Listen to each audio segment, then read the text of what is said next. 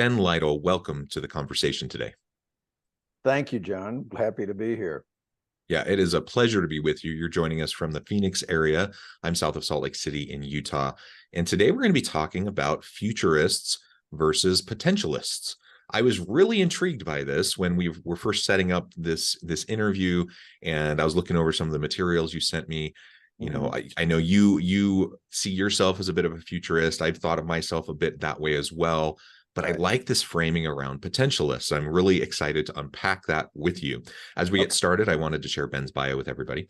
Ben Lytle is a self-made serial entrepreneur or CEO known for being ahead of the curve, creating something out of nothing, adjusting and thriving during change. He now is a thought leader on the future. He launched 5 successful companies, 2 listings on the New York Stock Exchange, his best known success being Anthem with a current market value of more than $100 billion. He is a healthcare policy expert who served on state and presidential healthcare commissions and a governance leader with extensive public company experience. And I could share way more than that, Ben, but I'm going to pause there. Anything you would like to share with the audience by way of your background or personal context before we dive on in? No, I think that I'm very much a family man. I have a large family, 3 adult children, 8 grandchildren. I'm very close to them, and I've traveled the world, a bit of a lifelong student, and I'm excited to talk about what I think can be a fabulous future. But the more we prepare ourselves to do it, the better it'll be. Yeah, definitely. All right. Well, let's start with the whole notion of futurists. There's a lot of people who are self-proclaimed futurists. You know, I kind of see myself, at least in part, you know, as a bit of a futurist. Right. How would you define that? What does that mean to you?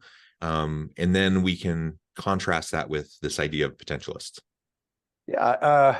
Well, I think when I think of futurists, I'll just mention 2 or 3 names, 2 contemporary and one who's was one of the real early fabulous futurists, I believe. Just to give a context, so in today's life, I would say Ray Kurzweil, who is both a scientist, writer, and an incredible thinker. And he goes so far as to often pick dates and times, and not many people will do that because it's so hard to do. But I think Kurzweil is somebody I pay a lot of attention to. Another guy is Peter Diamandis.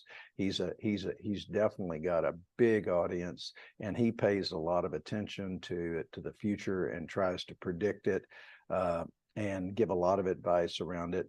The father of all those in my lifetime was the guy who wrote Future Shock, and he had a lot of influence on me. He wrote 3 seminal books around the future. So, but in thinking about what is a futurist, I think their concentration is trying to tell you what it's going to look like, what it's going to be, what are you not paying attention to that you should, and that's a very healthy thing. And so early in my career, because I was in the early days of computer technology, it wasn't like you could pick up a newspaper and read about what was going to happen in technology. It just wasn't front page news in those days. And so I learned to follow people that I thought could contribute to my knowledge and to also predict where we were going. So that's the way I looked at a futurist. Potentialist is really a little bit different, and the premise for me, at least, and why I call myself a potentialist and have for a long time, is that everything that we're doing, if you look at the arc of history, it's lifting us towards a higher potential. We're tapping into more as a race, and as individuals, we're tapping in to our innate potential more. The the IQ, at least according to one expert, has increased 60 points in 120 years. That's amazing, because we don't think about 120 years ago people having low, on average, lower IQs, but they did. And almost all that growth has come in abstract thinking. And it wasn't like some government mandate said, okay, we're going to increase IQ. It's just happened. And there's a number of other measures I could talk about. We're more civilized. 120 years ago, we used to take kids to public executions in this country, if you can imagine.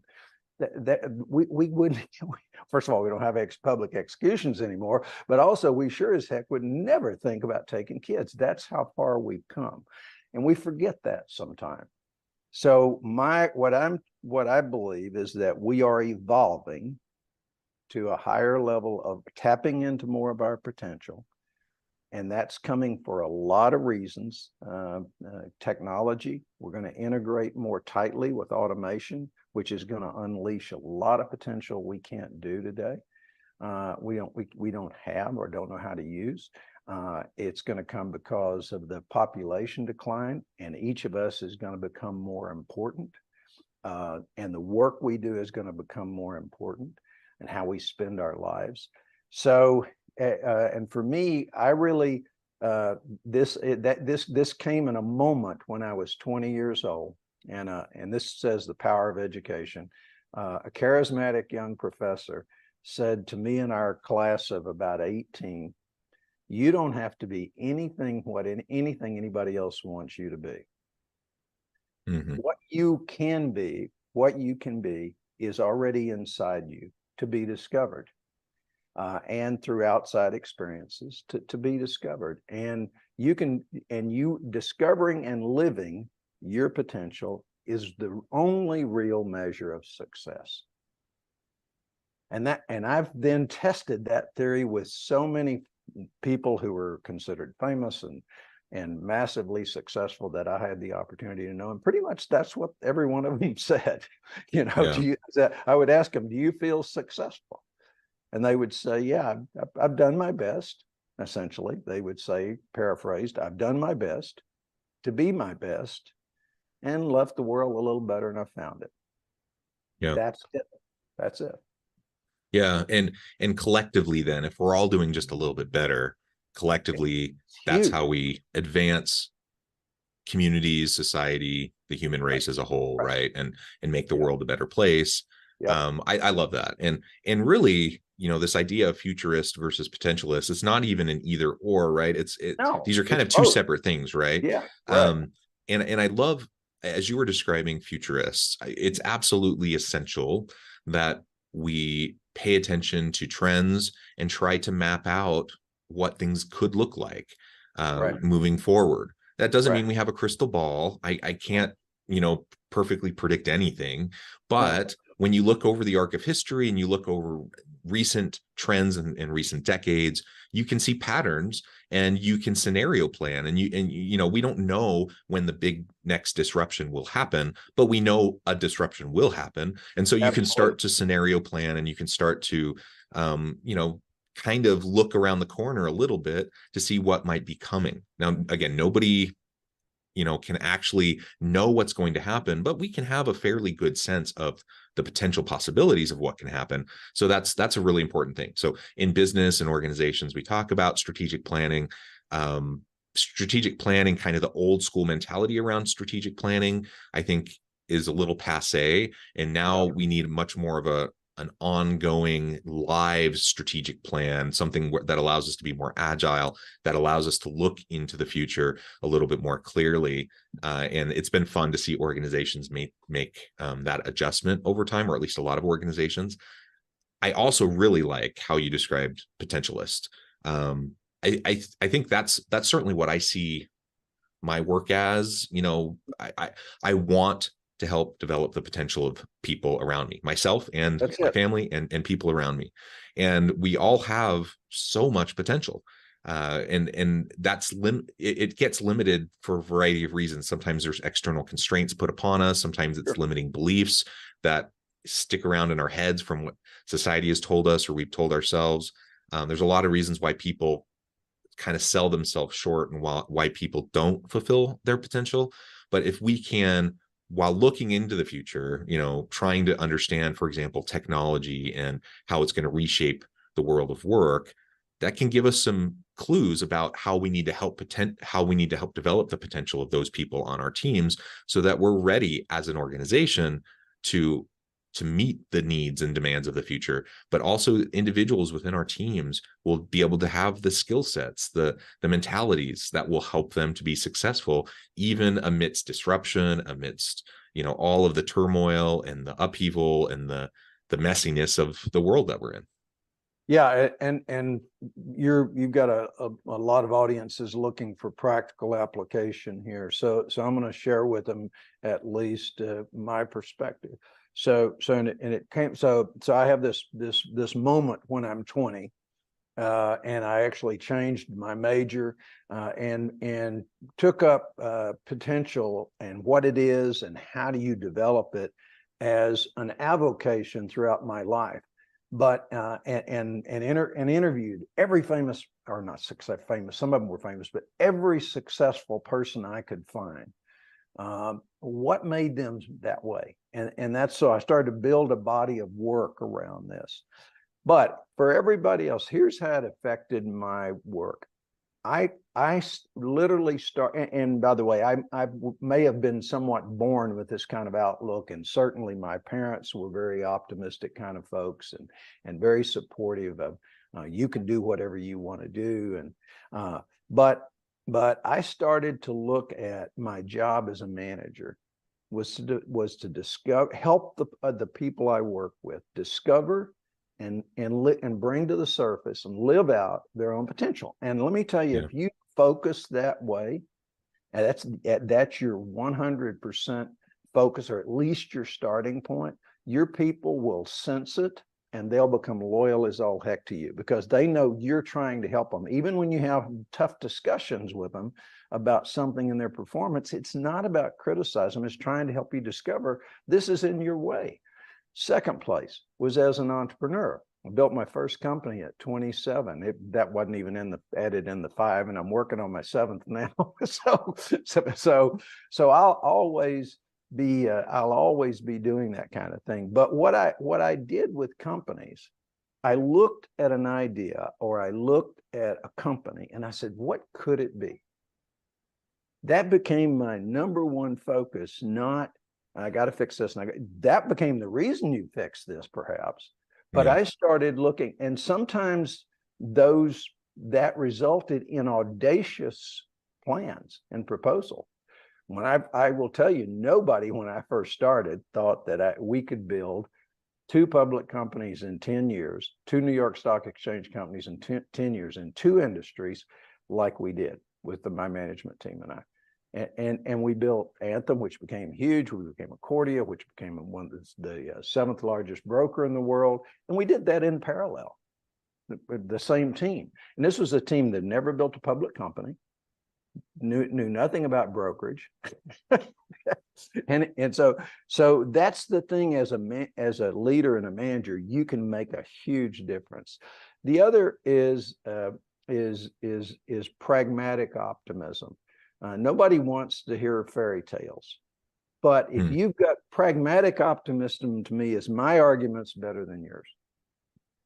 It's like being a good lawyer. Okay, my argument is better than yours. So when I talk to people, and I'm sure this is again another thing that your leadership, your people in leadership out there, or even if they're just leaders of their families, when you see people start to go into negative spirals, as we all observe these days, stop them and go, wait a minute, let me ask you something. Do you believe that the human race is being evolved for extinction or abundance? It's one of those unavoidable life questions. Everybody needs to answer that. And let's say, no, I think we're going extinct. Well, a lot of people have thought that since the beginning of time. I'm pretty well convinced about the 5th person on the world said, oh, it's all over, guys. And they've been saying that ever since. They've been wrong always. Where's your argument? My argument's arc of history. Times look tough. We go through tough times. We come out and we're always at a higher level. It's the way it's always worked. Could it go wrong? Yeah, but why now? Why now? And so that's the kind of thing that as a member of society right now, we're bombarded with negativity from politicians, from the news. This is, and even and you're an academic, even a lot of academia, very negative. And that doesn't help anybody. And particularly, it's just wrong. The other thing is, it's just wrong. I would like to one time before I leave this earth, wake up, turn on a newscast, and someone say, you know what? 4,500,032 people in Phoenix or any, pick your city, woke up had a really good day yesterday. Or 262, it wasn't so good. Now think about how different that is. But that's the reality of the world we live in, not the other. So I think as a leader, if you can help bring that potential out of people, if you can see the potential in a business plan or an opportunity or a company, and then if you can speak with pragmatic optimism, be someone who shines that light into your world, your family, gatherings, your work, it's going to make a difference. And it is really, really needed right now. Yeah. I mean, you mentioned politics, the media, we're in the US at least, but I think it's this way in many parts of the world, that we're very, very divided. Right. It's very polarized. Right. There's a lot of social upheaval. And then you have other parts of the world. You have the conflict in the Ukraine. You have the conflict in the Middle East right now. I mean, there are definitely challenges, and nobody's suggesting that we put our heads in the sand and just pretend like everything's roses and peaches, but it's recognizing the real challenges, but also understanding how they fit contextually into the broader arc of history, as you've mentioned. Right. So, I have all sorts of concerns about the world. I have all sorts of concerns about a variety of things. But I also then get to choose, what am I going to focus on? Am I going to focus on being overwhelmed by the things that are not the way, I wish they were different? Or am I going to pragmatically, try to put a plan in place and move forward to make a difference and to try to improve the things that I feel are not where I want them to be, whether that's in my personal life, at work, at home, or whatever the case may be. And just having that, again, not a head in the sand, Pollyanna-ish kind of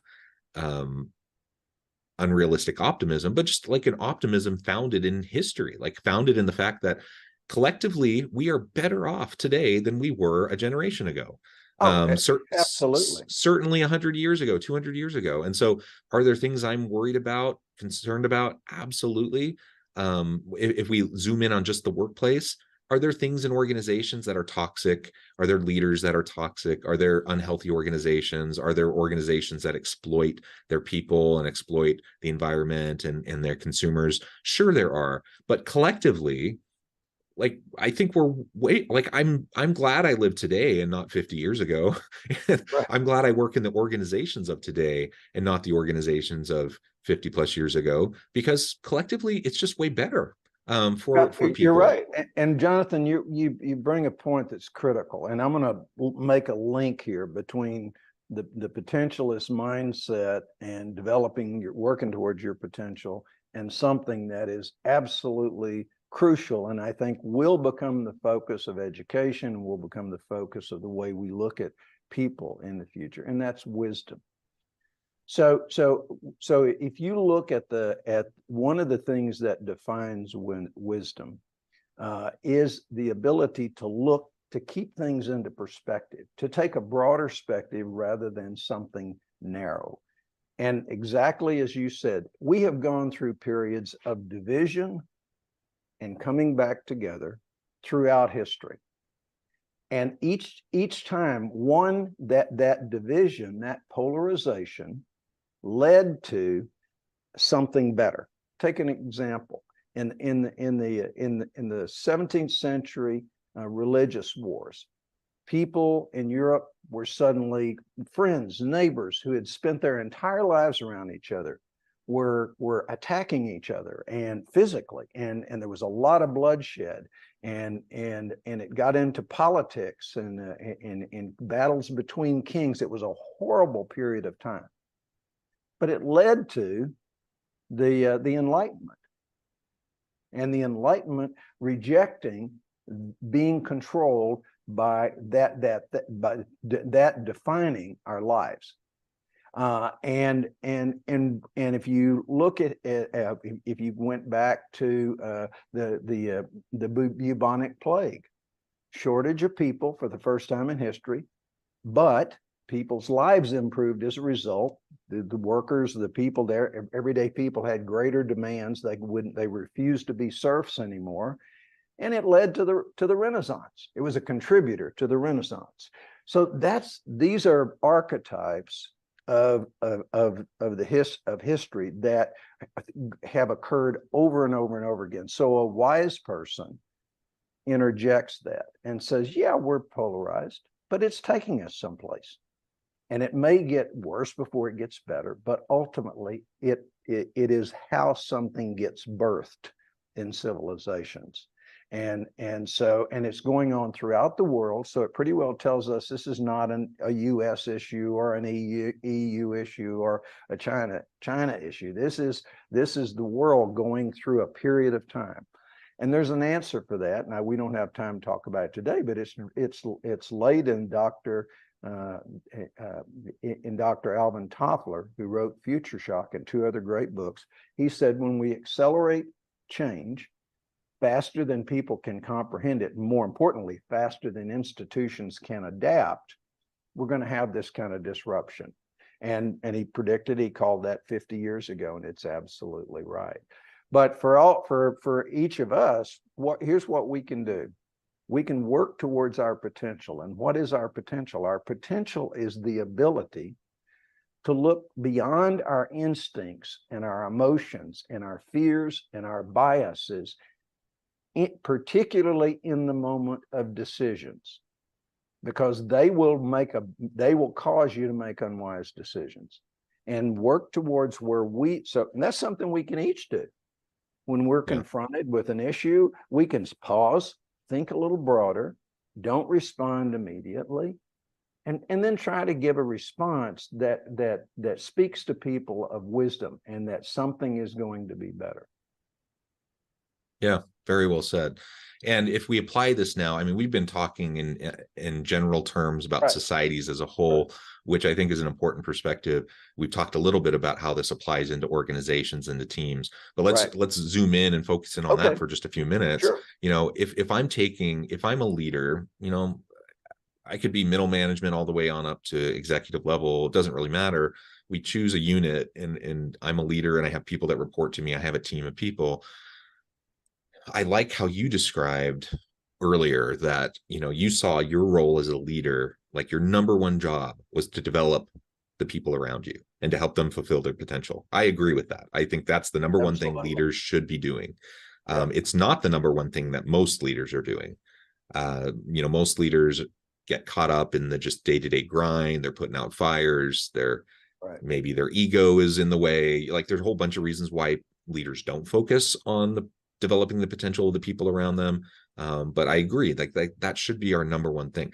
If we agree that is what the greatest leaders do, they develop the bench strength, they develop the potential of those around them, and it's a rising tide lifts all ships kind of scenario where, you know, I invest a lot as a leader into you. Sometimes you're going to leave my team, you're going to leave the organization and go somewhere else. So I could feel like, oh, that was a waste of time and energy. Or I can just recognize that that's part of the process. Like, sometimes people stay, sometimes people go because there's better opportunities elsewhere.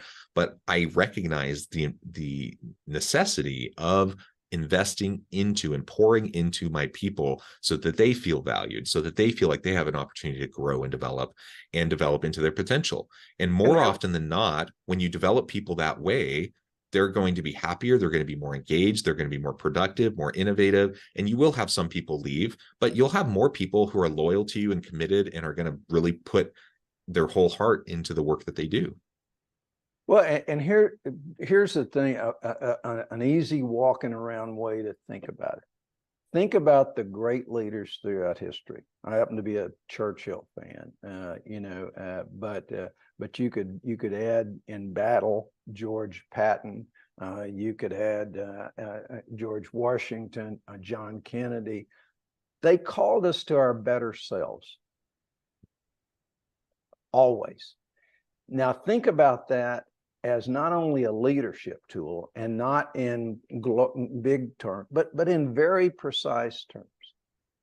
One of the things I learned to say to my subordinates, even at high executive levels, when I was running 40 or 50,000 folks, my executives, they'd bring me something and I'd go, do you think this is your best work? It's a very interesting question. When my kids would come to me with, whether it was their grades or something, I'd go, is this your best work? And that wasn't meant to sound, what do you think? And almost invariably they'll go, well, maybe not my best. Well, how would you improve it? What would you do different? I just ask questions. Yeah.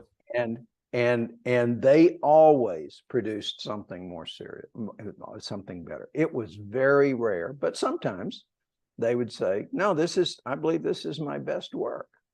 And you can use different terms, but the idea is calling people to be their best, to reach inside and pull their better self to the surface. And that actually has powerful stuff in psychology as well. You're essentially tapping into that inner person inside you that does want to be better and does want to do better.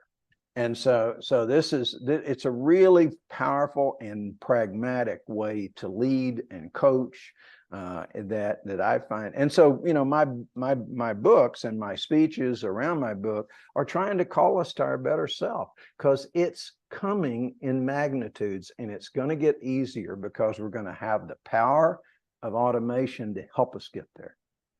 Yeah, well said, Ben. This has been a really fun conversation. I note the time. I'm going to need to let you go here in a minute, but before we wrap things up for today, I just wanted to give you a chance to share with the audience how they can connect with you, find out more about your work, where they can find your books, and then give us a final word on the topic for today. Okay, great. This is the book that's out there right now is called The Potentialist: Your Life in the New Reality of the Next 30 Years. And I think you'll find it an interesting and useful read. I'm in the process of writing the second book, which I'll release next year, which is called Potentialists 2, The Pursuit of Wisdom. And then the third book will come out 2 years later, probably 2026. And that'll be how do high potential people blow it?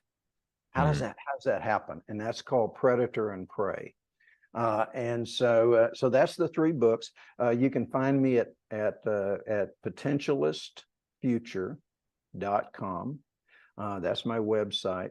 I'm also active on LinkedIn and on Facebook, and love to connect with people. I give a lot of speeches, a lot of webinars, but that's the purpose. I'm trying to do what I can to get us to reach inside our best selves, because we're going to have a great opportunity to lift humanity and ourselves in the next 30 years. Yeah. I love it. Ben, thank you so much. It's been a pleasure. I encourage the audience to reach out, get connected, find out more about what Ben can do for you. Check out the books. And as always, I hope everyone can stay healthy and safe, that you can find meaning and purpose at work each and every day, and that you can have